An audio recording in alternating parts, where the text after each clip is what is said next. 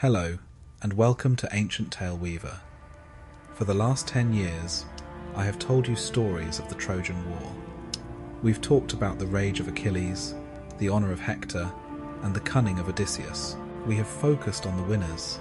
But today, I want to tell you the story of the losers. What happens when your world is reduced to ash?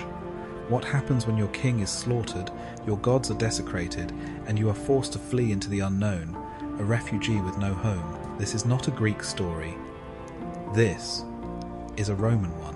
It is the story of their founding myth, an epic journey that connects the ashes of Troy to the foundations of the greatest empire the world would ever know. It's the story of a man who was not motivated by rage or by a desire to get home. He was motivated by something heavier. He was motivated by duty. This is the Aeneid, and it is the story of Aeneas, the Trojan hero who was fated to forge Rome. Our story begins in the very heart of the Inferno, the night the horse opened. As Troy was being massacred, the Trojan prince Aeneas, son of the goddess Venus, fought bravely, but it was hopeless. His mother, the goddess, appeared to him in the flames. "It is over, my son," she cried. "The gods themselves are tearing down this city. Your duty is not to die with Troy, it is to save it." His city was lost. His mission was to find a new one. He ran to his home, but his old father, Anchises, refused to leave. "I will die with my city." It was only when a divine omen, a harmless flame, licked his grandson's head that Anchises agreed the gods had a plan. And so we get the single, most defining image of our hero.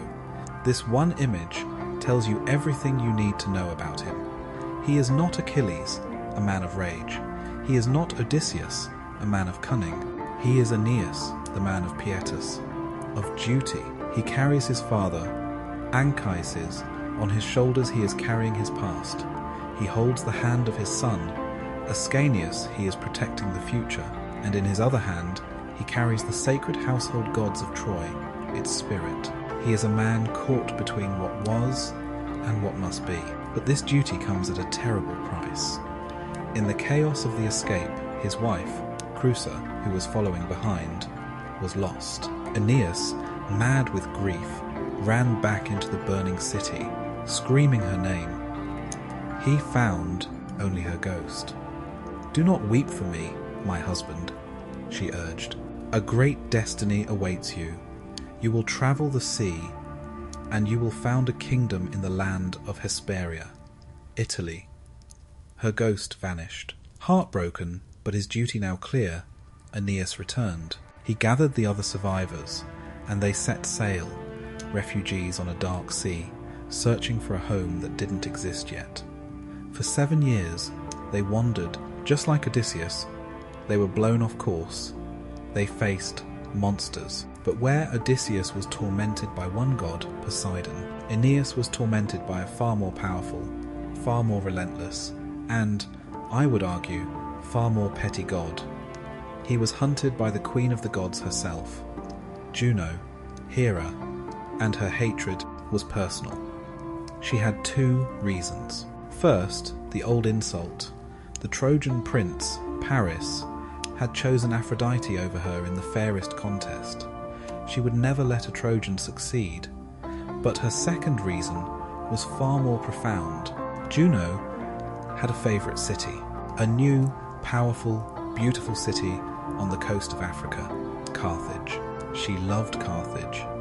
She had even heard a prophecy that one day a race born from Trojan blood would rise in Italy, and they would burn her beloved Carthage to the ground. Aeneas was not just an insult, he was a threat to her future. She had to stop him. After 7 years, the Trojan fleet was so close. They could see Italy. Juno, in a panic, flew to Aeolus, the king of the winds. "I know you keep the storm winds locked in your mountain," she said. "Unleash them for me, hurl them at the Trojan fleet, destroy them." And as a bribe, she offered him her most beautiful sea nymph for a wife. Aeolus, greedy, agreed. He struck the mountain. The winds, a roaring, chaotic mass, burst forth.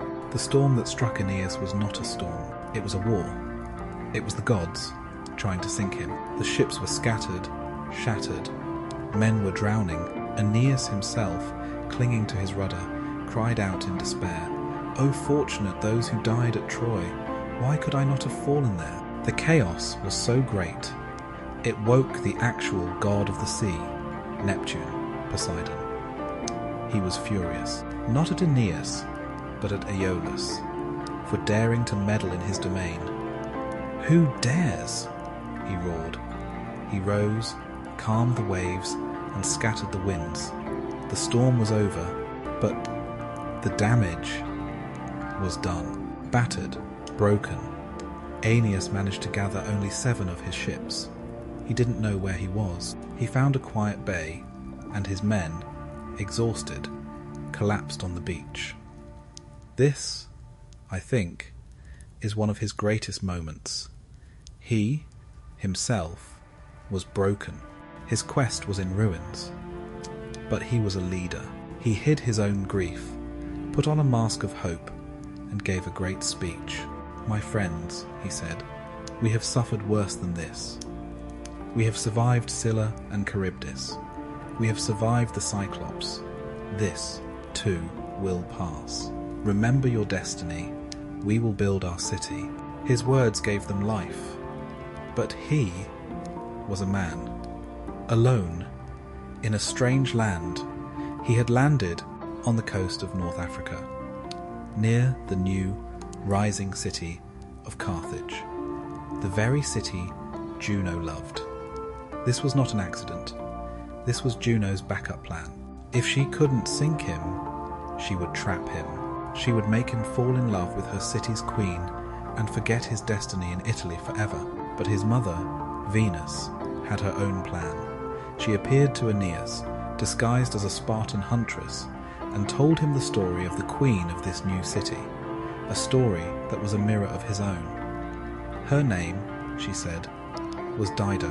She had been a princess of Tyre. She was married to a rich and good man, Sichaeus, whom she loved deeply. But her brother, Pygmalion, the king, was a monster of greed. He wanted Sichaeus's gold. He murdered him, in secret, at an altar, and hid the body. He lied to his sister for months, telling her Sichaeus was just away. Dido was consumed by grief, praying for his return, until one night the ghost of her husband, Sichaeus, appeared to her in a dream. He was pale, bloody, and he pointed to the wound in his chest. "Pygmalion did this," he whispered. "He murdered me. Your brother is a monster. Take those loyal to you. Dig up my hidden treasure and flee." Dido, a woman, a refugee, did it. She led her people. She stole her brother's ships. She dug up the treasure. And she, like Aeneas, fled across the sea, a refugee, and founded her own city, Carthage. Venus finished her story. She was showing Aeneas that this queen was his equal. She was a fellow survivor. Venus then shrouded Aeneas and his friend in a magic mist, making them invisible, and told them to go to Dido's palace. Aeneas walked through the bustling, rising city, marveling. He reached a great temple, a temple to Juno. He was terrified. But as he looked at the great bronze doors, his heart stopped. Carved on the doors was the entire Trojan War. He saw Achilles, he saw Hector, he saw himself fighting. He, the man who had hidden his grief, finally broke. He stood there, invisible, weeping. "Even here," he whispered, "the world knows our suffering." Just then, Queen Dido entered. She was majestic, and Aeneas, still hidden, watched as his own lost men, the ones separated in the storm, were brought before her. They begged for mercy, and Dido, the refugee, showed her grace. "I, too, know suffering," she said. "I will help you. Your ships will be repaired. You are safe here. and at that exact moment, Venus dissolved the mist. Aeneas stood revealed, his form made radiant by his goddess mother. The entire court gasped. Dido was starstruck. She had heard of the great hero, Aeneas. She welcomed him and invited him to a great feast. The trap was set. But which trap? Juno's trap to make him stay, or Venus's trap to keep him safe? Venus, ever the schemer, decided to act. She could not trust Dido. She could not trust Juno. She had to force Dido's loyalty. She went to her other son, Cupid, the god of love. She devised a terrible, magical plan. She magically hid Aeneas' real son, Aeneas, and she had Cupid take his form.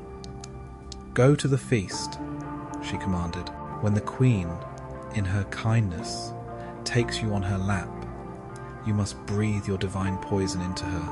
Make her forget her vow to her dead husband. Make her fall, hopelessly, madly, in love with Aeneas." Cupid, the god of chaos, happily agreed. The feast was underway.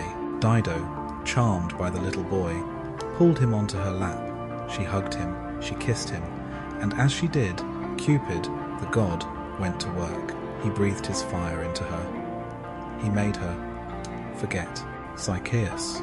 He filled the empty space in her heart with a burning, all-consuming, agonizing love for Aeneas.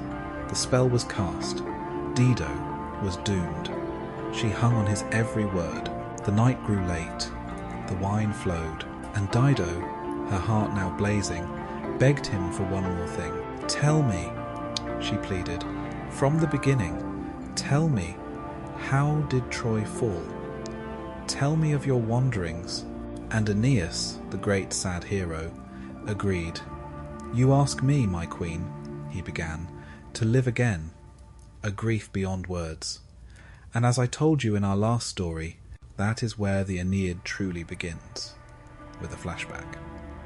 But what I find fascinating is that the story we just told, the story of the storm and the love of Dido, is all book one. The real story, the fall of Troy, is what he tells her next. As I was saying, our story finds Aeneas in the grand hall of Carthage, the guest of a queen who is now, thanks to the gods, hopelessly in love with him, and she has just asked him to tell his story. The entire hall falls silent. Aeneas, the great, dutiful hero, looks at her, his heart heavy. "My queen," he begins, his voice rough, "you ask me to live again, a grief beyond words. You ask me to describe how the Greeks tore down our kingdom. But if you must know, I will tell you. And what I find fascinating is that this is where the poet Virgil truly begins his epic, the Aeneid. Not with the start of the journey, but here, with this tragic flashback. This is book 2.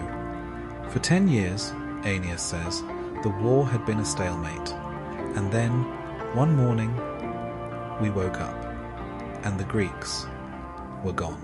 Their camp was empty. The beach was silent. We thought we had won. We thought they had sailed for home. He describes the joy, the relief that flooded the city. And then, he says, they found it, on the beach, a gift, a colossal, mountain-sized horse made of wood. We were fools, Aeneas groans. Some of us were suspicious. But most of us, saw it as a victory trophy, a great offering to the gods. One man, Aeneas continues, one man saw the truth. The priest, Laocoon. He ran down to the beach, his spear in hand. What madness is this? He roared. Do you trust this? I fear the Greeks, especially when they bear gifts. Aeneas tells how Laocoon then hurled his great spear into the belly of the horse, and a sound of groaning men and clashing armour echoed from within. We heard it, Aeneas whispers. We heard them, but our fate was sealed. Before we could act, a more terrible omen appeared. 2 giant sea serpents, sent by the gods who wanted us to fall, rose from the sea. They slithered onto the beach, and they devoured Laocoon and his 2 young sons. We saw this, not as a warning, but as Laocoon's punishment for defiling the gift. We were truly doomed. We broke down our own walls, and we dragged the horse inside. We celebrated. We drank. We sang. And then we slept. Aeneas pauses, his one eye filled with horror, and in the dead of night. The horse opened. The Greek hero, Sinon, who had been left behind as a deserter to sell us the lie, opened the trapdoor. And the heroes, Odysseus, Pyrrhus, the best of them, climbed out. They slaughtered the guards. They opened the gates, and the entire Greek fleet, which had only been hiding behind an island, sailed back. The Greek army poured into our sleeping city. The sack of Troy had begun. I was asleep, Aeneas says, his voice barely a whisper, and the ghost of our greatest hero, Hector, appeared to me. He was not as I remembered him. He was as he was when Achilles' chariot had torn him apart. He was bloody, broken. He was weeping. "Flee, goddess born," he commanded me. "The city is lost. The Greeks are inside. Your duty is not to die here. Your duty is to run. Take the sacred gods of our city and find a new home for them across the sea." I woke up. The city was screaming. I went to the palace. I saw the end. I saw our king, old Priam, take up his sword, a useless gesture. I saw him slaughtered, not just killed, butchered, by Achilles' own son, Pyrrhus. Slaughtered on the high altar of the gods. A sacrilege so profound, it sealed the Greeks' own doom. Aeneas closes his eyes. I saw Helen, the cause of it all, hiding, and I, in my rage, was about to kill her. But my mother, Venus, appeared. She stopped my hand. "This is not her fault," she said. "This is the will of the gods, of Jupiter, of Juno. Your city must fall. Now, think of your family. Go." Music. Swells, heroic but tragic. And so, I went. I found my father Anchises, my son Ascanius, and I carried my father on my back, my son by my hand, and the sacred statues of our city.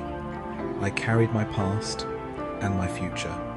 My wife, Creusa, followed, but in the smoke, in the chaos, she was lost.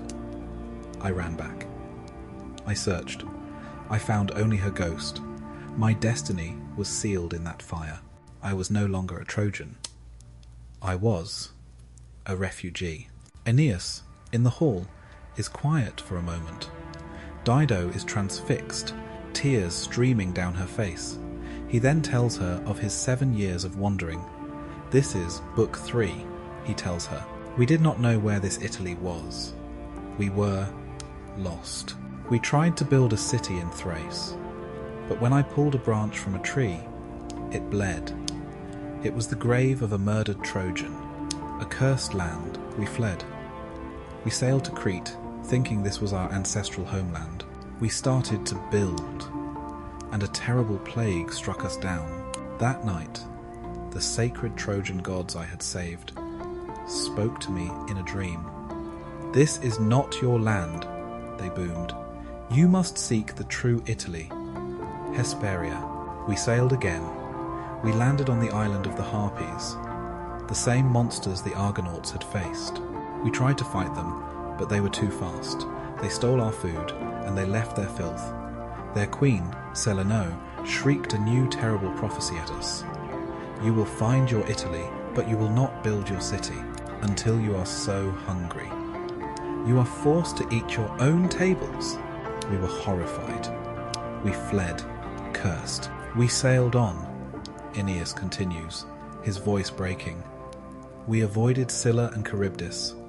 We landed in Sicily. And there, my anchor, my past. My father, Anchises, he died.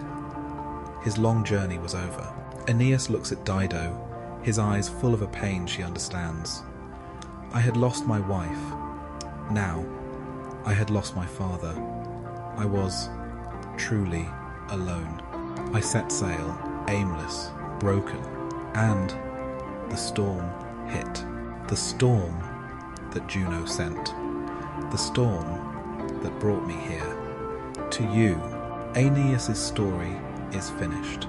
The hall is silent. The tragic, heroic, handsome refugee, Dido, is lost.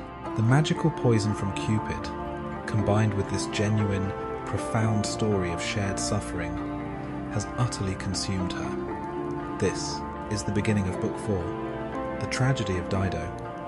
That night, she cannot sleep. The image of Aeneas, his face, his voice, his suffering, burns in her mind. She is quite simply mad with love. At dawn, she runs to her sister, Anna. Anna, I am terrified. I feel it again. Love. That Trojan. What a hero. What a story. Dido is conflicted. After Sacaeus, I swore I would never marry again.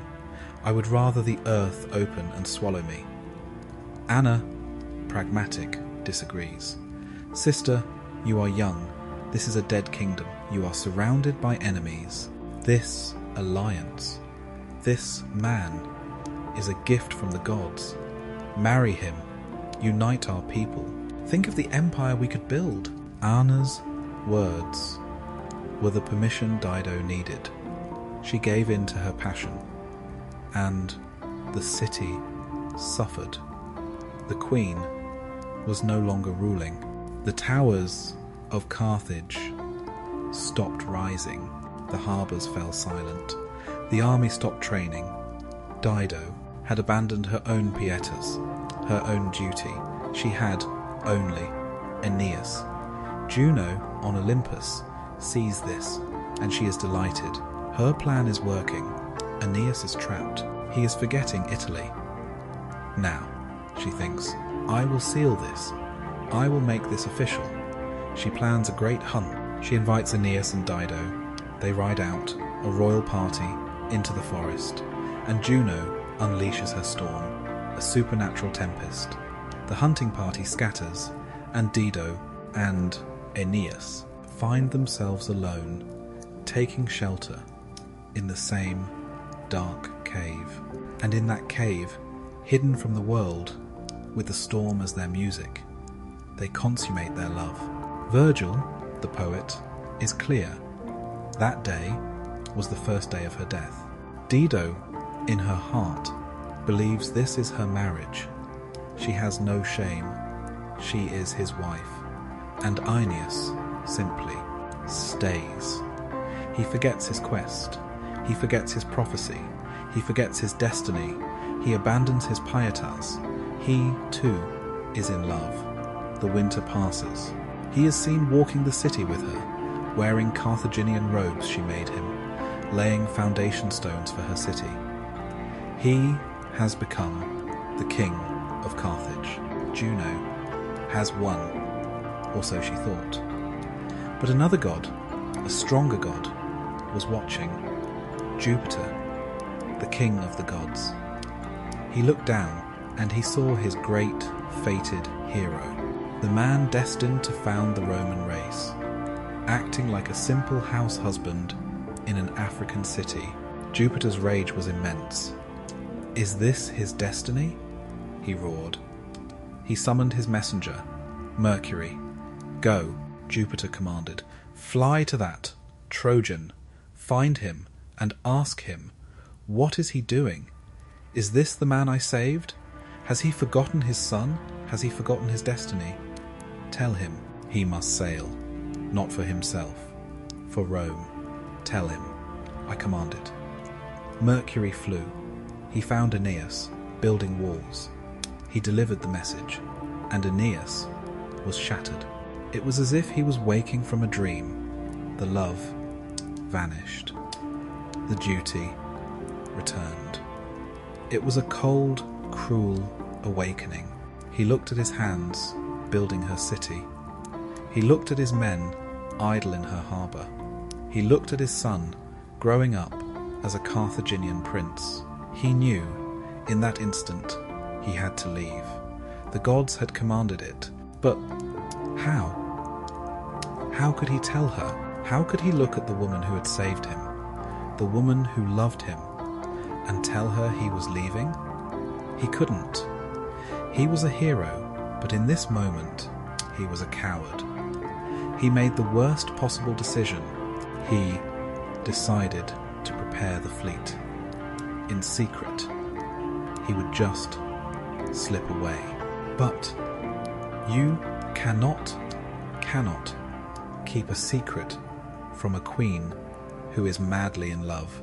Rumour, the fastest of all gods, flew to her. He is leaving. His ships are being prepared. Dido snapped.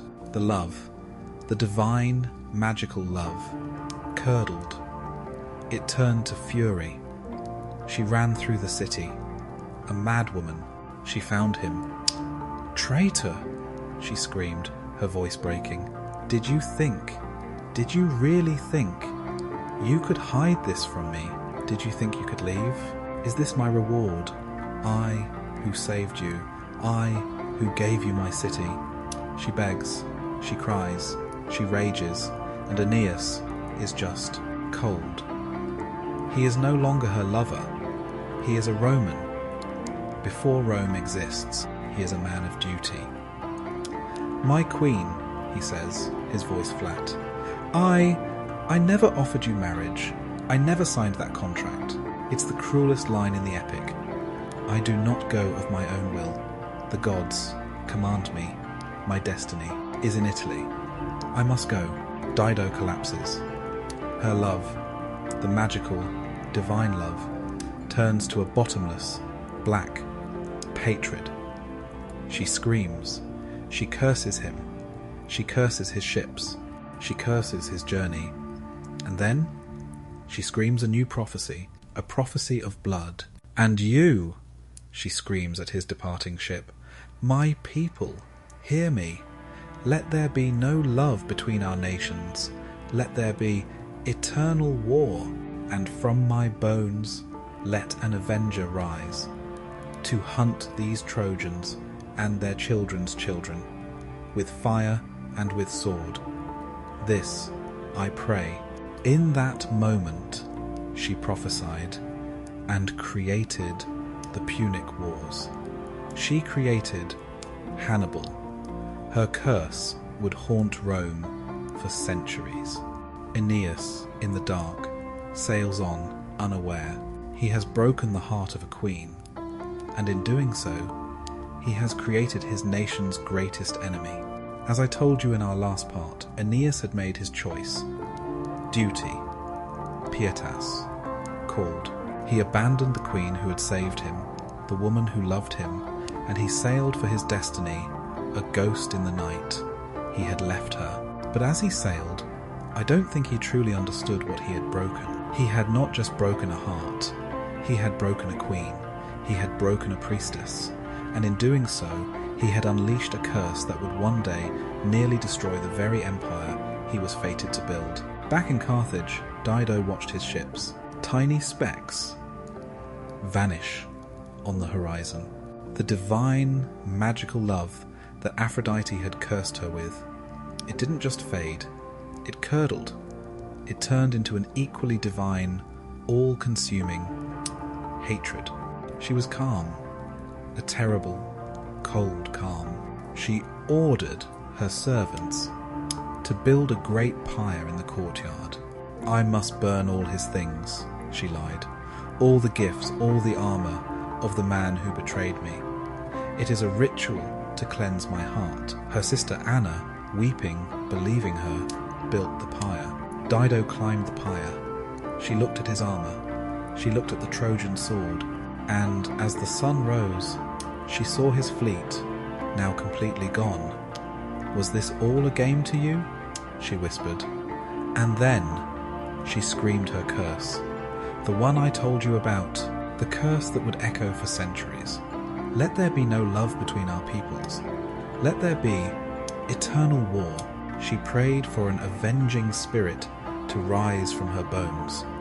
She was, in that moment, summoning Hannibal, and with her curse complete, she took Aeneas's own sword, and she fell upon it. Her sister, Anna, heard the groan. She ran. She saw. She screamed, "Sister! You tricked me!" Was this the plan all along? She climbed the pyre, holding the dying queen, trying to staunch the wound. Dido died in her arms. Far out at sea, Aeneas looked back. He saw a great column of black smoke rising from the heart of Carthage. He didn't know what had happened, but his heart grew cold. He knew he was the cause. The tragic fourth book is over. Now, in Book 5, Virgil gives us a break. Aeneas, his heart heavy, sails not for Italy, but for Sicily, the land where his father, Anchises, had died exactly 1 year before. To honour his father's spirit, he holds a great funeral games. It's a break from the tragedy. We see the heroes compete, a boat race, a foot race, a boxing match. It's a moment for Aeneas to be a leader, a priest, and a son rather than a grieving lover. But Juno never stops. She sees the Trojan women gathered on the beach. They are exhausted. 7 years of wandering. They hate the sea. They hate this endless quest. Juno sends her messenger, Iris, disguised as an old Trojan woman. "Are we fools?" Iris whispers, preying on their grief. "Why follow this madman? This is a good land. Here, this is our home. Let us end the journey. Burn the ships." And the women, in a fit of mad despair, do it. They grab torches from the funeral games and they set fire to their own fleet. Aeneas, seeing the smoke, runs to the beach. His ships, his destiny, are burning. He is ruined. He does the only thing he can do. He prays to Jupiter. "Father, help me save the fleet, or kill me now." Jupiter, pitying him, hears. He unleashes a torrent, a sudden, supernatural rainstorm that douses the flames, saving all but 4 ships. The ghost of his father then appears. "You must go on, my son, and you must. Come and see me. Seek the Sibyl at Cumae. She will show you the way." Aeneas, his fleet repaired, his weary followers left behind, sails, finally, to Italy. He lands at Cumae, and he seeks the most terrifying prophetess in the world, the Sibyl. He finds her, a 1,000-year-old woman, in a dark cave. She becomes possessed by the god Apollo. "You have escaped the sea," her voice booms, "but worse awaits you on the land. I see wars. I see the Tiber, foaming with blood. A new Achilles is waiting for you in Italy. You will fight. A second Trojan War." Aeneas is terrified, but he stands firm. "I have seen it all," he says. "I am ready. Now, help me. I must see my father. Show me the path to the Underworld." The Sibyl's face softens. "The descent to hell is easy," she whispers. "The gates are always open. But to return, that is the labour." She tells him he must find a single, magical, golden branch, hidden in the forest, the golden bough. It is his ticket. After a long search, guided by his mother's doves, he finds it. He plucks the branch. He is ready. This is Book 6, the greatest part of the epic. Aeneas and the Sibyl descend into the Greek underworld. At the gate, they pass the very spirits of human suffering. Grief, disease, fear, war, and discord, all sleeping in the shadows. They come to the river Styx.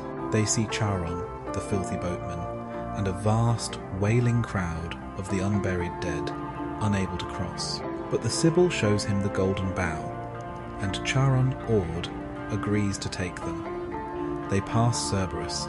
The Sibyl drugs him with a honey cake, and they enter the fields of mourning, the place for those who died of love. And there he sees her, Dido. Her wound is still fresh. Aeneas freezes. He weeps. "My queen, was it true? Was I the cause of your death? I swear to the gods. I did not want to leave. The gods commanded me." He begs her. He pleads for forgiveness. And Dido? She just stares. Her face is a mask of silent, cold, eternal contempt. She refuses to speak. She refuses to forgive him.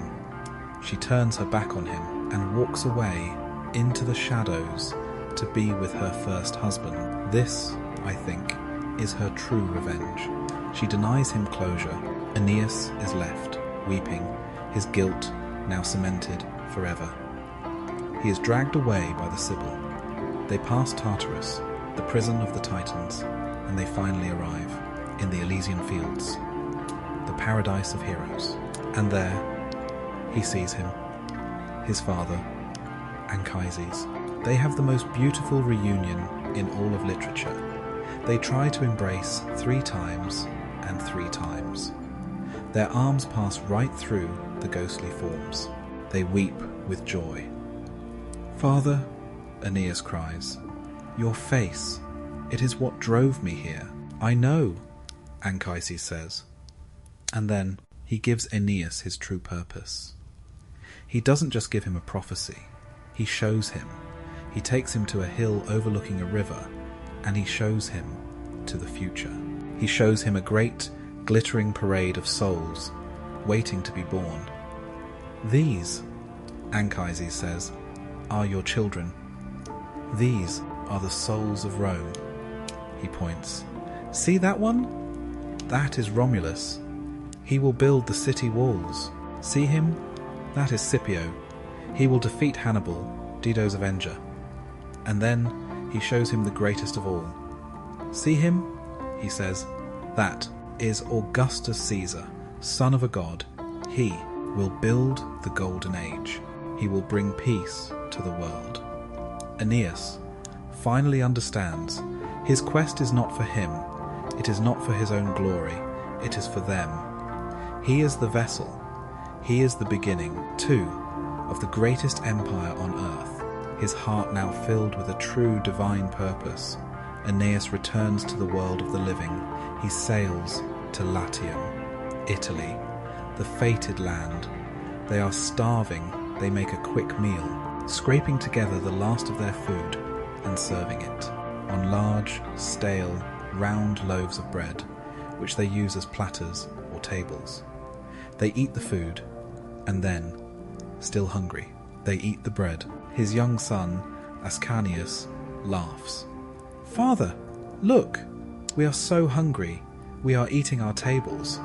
Aeneas freezes. The terrible harpy prophecy, "You will eat your tables." It wasn't a curse. It was a sign. "This," he roars, "is our home." He sends envoys to the local king, King Latinus. And it goes perfectly. Latinus is a good man, and he too has a prophecy. The oracle told him not to marry his daughter, Lavinia, to a local man, but to a foreigner, a stranger, who would arrive from the sea. "You, Aeneas, you are that man," Latinus declares. "You will marry my daughter, Lavinia, and our 2 peoples will become one. It's over. The quest is done. A peaceful settlement." Or it would have been, but someone was watching. Juno. She had lost. She couldn't sink him. She couldn't trap him in Carthage. And now he was here. He was about to marry, peacefully, and found his race. Her rage. I mean, it's a rage beyond words. "I hate them," she screams. "They will not win. I cannot stop his destiny, but I can delay it. I can make it bloody. I can make them pay for it. With 10,000 lives, I will raise hell itself to stop this peace. And that is exactly what she does. She flies down to the gates of hell, and she summons her favourite monster, Alecto, the Fury, the spirit of eternal, maddening, pointless rage. Go, Juno commands her. Unleash your poison. Start this war. Alecto, laughing, flies to Latium. She is the ultimate agent of chaos. First, she goes to Queen Amata, Lavinia's mother. The queen hated this new marriage. Alecto plucks one of the snakes from her hair and drops it down the queen's dress. The poison flows. Amata goes insane. She runs through the city, screaming like a bacchante, hiding her daughter, trying to turn the people against the Trojans. Second, Alecto flies to the true enemy of Aeneas, the man who was supposed to marry Lavinia, Turnus, the greatest warrior in Italy, the new Achilles the Sibyl had warned him about. Alecto appears to him in a dream, urging him to war. When he refuses, she throws a torch of pure black rage into his chest. Turnus wakes up, screaming for his armor. He is no longer a man. He is a force of pure, divine war fury. The tinder is set, now. Alecto just needs the spark.